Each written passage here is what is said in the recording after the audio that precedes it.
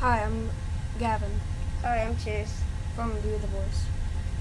We challenge you to show kindness to others each day. Today's example is how to pass along kindness. Listen to someone and really pay attention. Look at the person and really listen to them. Don't worry about what you want to share. Ask them a question about what they tell you.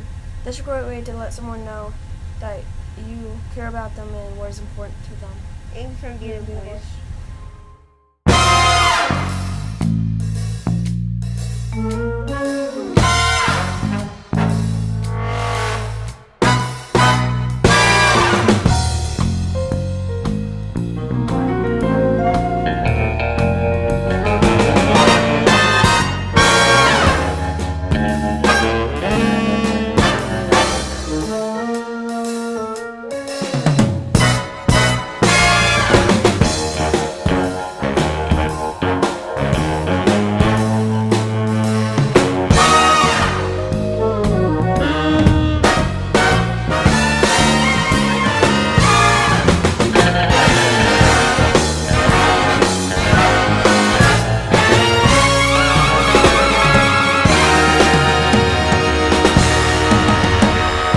Kennedy Dragons, we're glad that you're here. Today is Wednesday. It is February 23rd, 2022. It is the 120th day of school. My name is Mr. Butcher. It's my job to keep you guys safe so that you can show us how excellent you can be. Hopefully, you left your average at home or on the bus and you are ready, which means being in the right place at the right time with the right stuff, to have a respectful, which means treating others the way you want to be treated, and responsible, which means doing your job with a smile on your face and giving perfect effort. A ready, respectful, and responsible day. Speaking of responsibilities, our first responsibility is to show respect for those for the rights that we have in this country and at our school. We do this by daily saying the Pledge of Allegiance, doing our school pledge, as well as a moment of silence. To show respect, what we do is we stop what we're doing, we stand up tall, we put our hand over our hearts, we say the pledge loudly, clearly, and with pride. We're 120 days in. You should know these by now, so please do them with us. I pledge allegiance to the flag of the United States of America and to the republic for which it stands, one nation, under God, indivisible, with liberty and justice for all. Please remain standing for the Kennedy School Pledge. I pledge myself as a Kennedy Dragon to be ready for the day ahead of me. I'll be respectful of myself, my teachers, and all others I meet throughout the day. I promise to be responsible for myself, my actions, and my learning. I'll work my hardest to be the best dragon I can be. Another responsibility that we have every day is to try to keep each other safe by slowing down the spread of germs. We can do this by frequently washing our hands. When we wash our hands, we want to use soap and water. If we do not have access to a sink to get soap and water, an alcohol-based hand sanitizer will be sufficient, but soap and water is always better. When you wash your hands, you want to get all parts of your hands. The palms of your hands, the backs of your hands, your fingertips and in between your fingers, your wrists and your thumbs. When you wash your hands, you want to be doing it for at least 20 seconds. Let's get modeling what good hand washing looks like. Get your palms of your hands. Get the back of your hand. Get the back of your other hand. Get in between your fingers. Get your fingertips. Get your other fingertip. Get your thumb. Get your other thumb. Get your wrist. And your other wrist. And now your hand should be nice and clean. Now that we've done our pledges, we've done our moment of silence, we've washed our hands, let's start with birthdays today. Show respect for those that have birthdays. Only one birthday today. Happy birthday to Hamina Galamo. She is 10 years old. We'll make sure, Hamina, you get your birthday ribbon. Today's lunch, which is our next responsibility, make our lunch choice. It's manager special, which means I don't know what it is. I don't know. Get in there, you'll find out. But the side item will be tri-tater hash browns, fresh cucumbers and tomatoes, and diced pears. make your lunch choice now, because if you don't want the surprise, you can always get PB&J or yogurt and muffin. Continuing our celebration of Black History Month by daily bringing you a famous African American person who has had a great impact on our society. Today's famous person is Kamala Harris, our Vice President, and we're going to learn a little bit about her right now. Kamala Harris is an American lawyer and politician. In 2016, she was elected to the United States Senate. Harris was the first Indian American to serve as a U.S. Senator. She was also the second black woman to do so. In 2020, Harris became the first black and first Indian American to be elected Vice President of the United States. Kamala Devi Harris was born on October 20th, 1964 in Oakland, California. She is the daughter of immigrants. Her father was from Jamaica and her mother was from India. Harris and her sisters were raised in San Francisco Bay Area, where they attended a Baptist church and a Hindu temple. Harris worked as a deputy district attorney in Oakland from 1990 to 1998. She earned a reputation for being tough as she prosecuted cases of gang violence and other major crimes. In 2003, she was elected to serve as the district attorney for San Francisco. She served in that role until she was elected the Attorney General for the state of California in 2010. Harris was the first woman and the first black person to hold that post. Harris ran for the U.S. Senate in 2016. Harris won the Senate by nearly 3 million votes. In August 2020, Joe Biden picked Harris as his vice presidential candidate for the 2020 presidential election. It was the fourth time a woman appeared on the Democratic or Republican ticket. Biden and Harris won the election in November. Harris officially became the Vice President of the United States on January 20th, 2021. My favorite thing about her is that she wears Converse tennis shoes wherever she goes.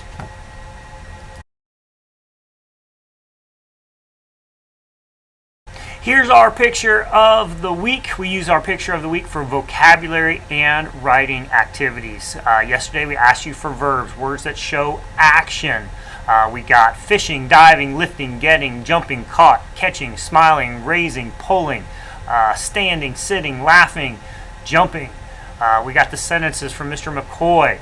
The boy is using a net to catch the fish. We got the sentence from Miss Kinney.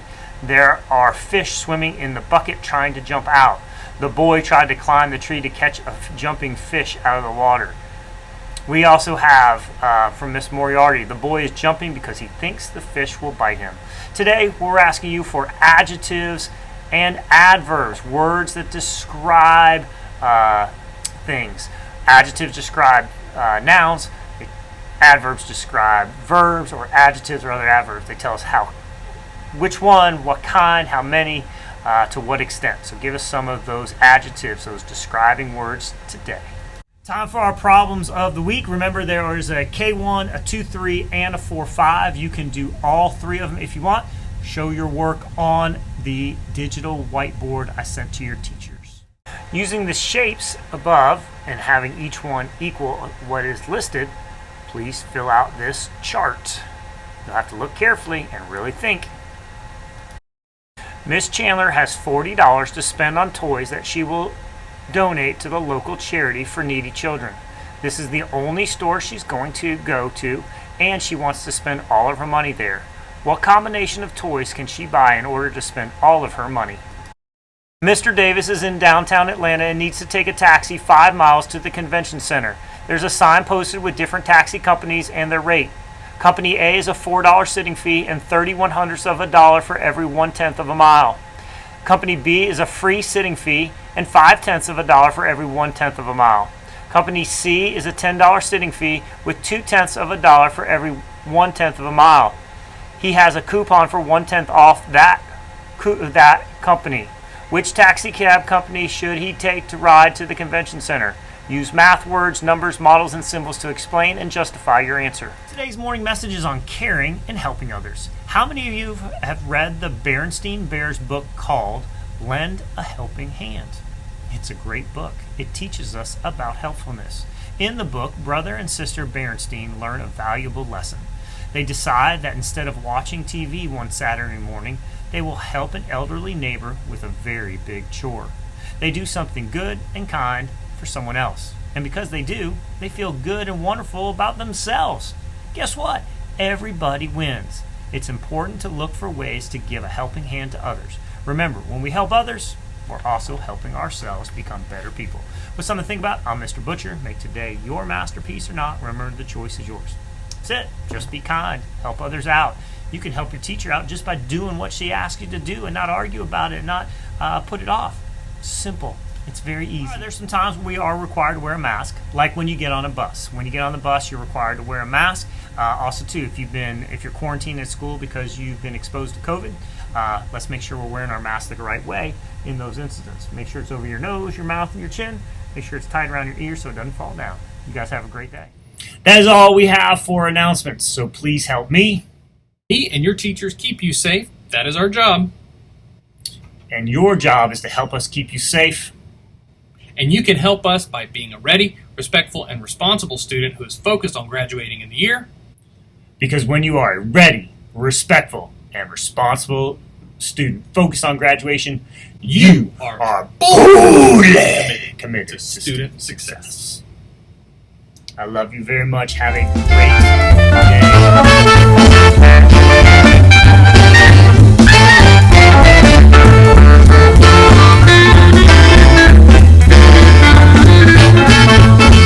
All right, here's today's read aloud. It is Ellen's Broom. The author is Kelly Starling Lyons, and the illustrator is Daniel Minter. The author is the person who wrote the words.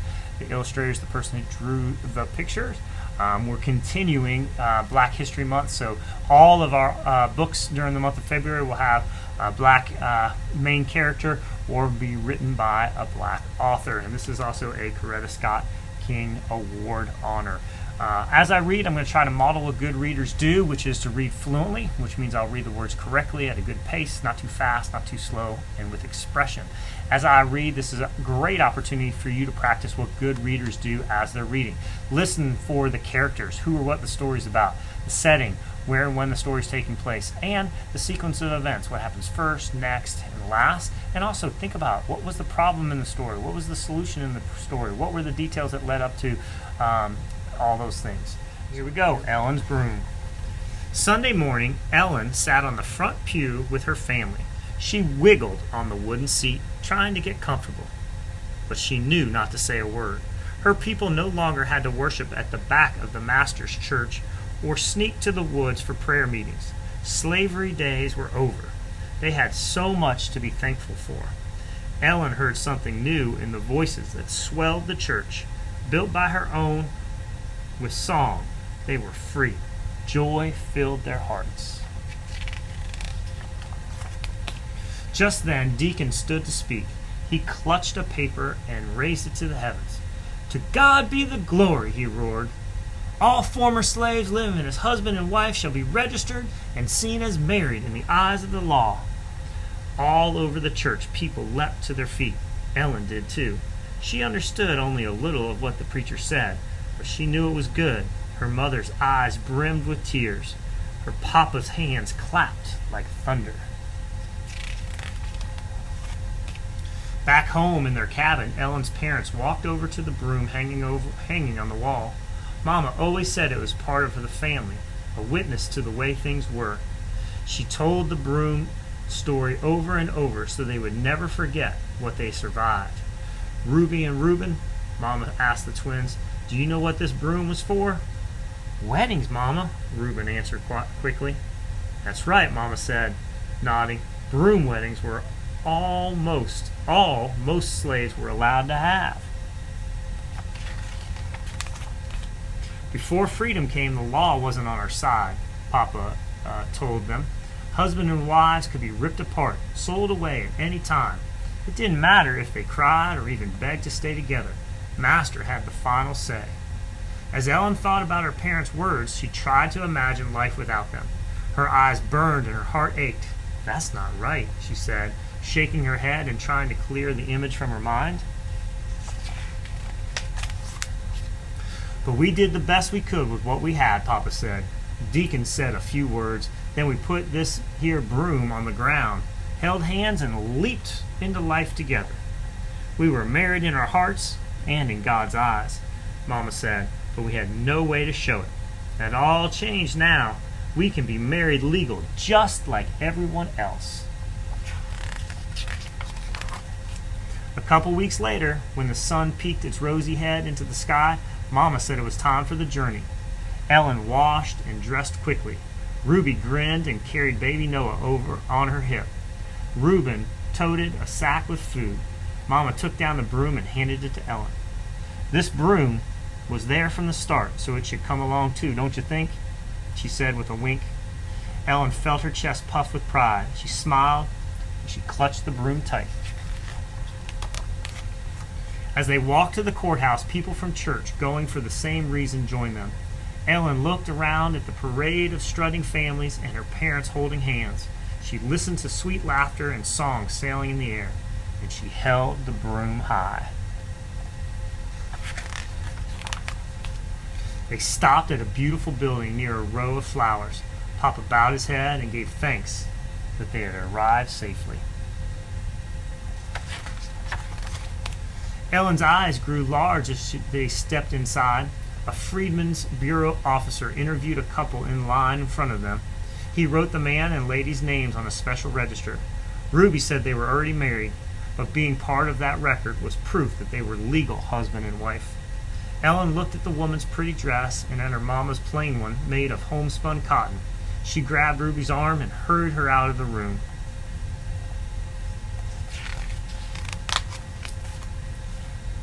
"Where are you taking me, Ellen?" her big sister asked. "I have an idea," Ellen said with her eyes twinkled. As her eyes twinkled, "Do you see that patch of flowers outside?"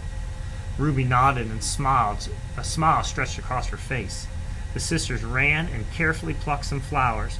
Then they weaved them through the straw until the broom was decorated with blooms of red and pink. In the courthouse, Ellen handed the broom to Mama, flower side up. Her mother's eyes filled with tears. "What's wrong, Mama?" Ellen asked, worried she had done something bad. "Nothing, baby. Everything is just right." The man added Papa and Mama's names to the register.